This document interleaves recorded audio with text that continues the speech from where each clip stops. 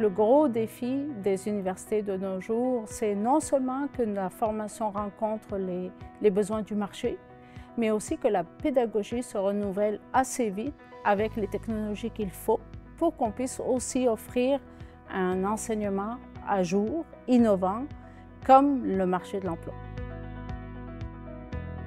Ce qui m'a le plus surpris en arrivant à l'UOF, c'est les possibilités en fait. On est très agile dans la mesure où on va chercher les compétences de chacun et de chacune pour construire une nouvelle université et c'est ce qui la rend tellement dynamique. On se préoccupe pour que tout le monde ait plus ou moins la même conception de notre pédagogie expérientielle. On va travailler, on va collaborer entre professeurs.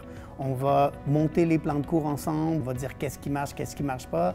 Donc la collaboration est vraiment au cœur du travail à l'UOF. Il y a des ateliers technopédagogiques qui sont donnés à chaque 2 semaines pour s'assurer qu'on puisse être, je dirais, à la page dans les techniques qu'on utilise dans les cours parce que c'est un défi de garder les cours dynamiques.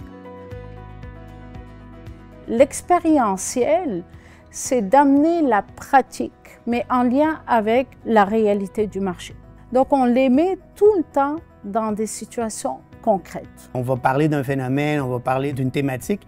On va faire venir des intervenants qui vont nous expliquer comment eux font face à ce défi-là. On va faire aussi des visites, des fois en entreprise. On va envoyer les étudiants, des fois, faire des entrevues, puis ils vont comprendre les défis de cette personne-là à travers un dialogue, à travers un échange. En fait, on ramène l'expertise professionnelle, les enjeux vécus par la société, les problématiques vécues dans le milieu de travail entre les murs de l'université. Donc, on veut que nos étudiants développent des outils, s'engagent dans la communauté pour générer de la valeur humaine, des relations humaines, de créer des projets qui apportent un plus-value à la société. C'est ça l'UOF.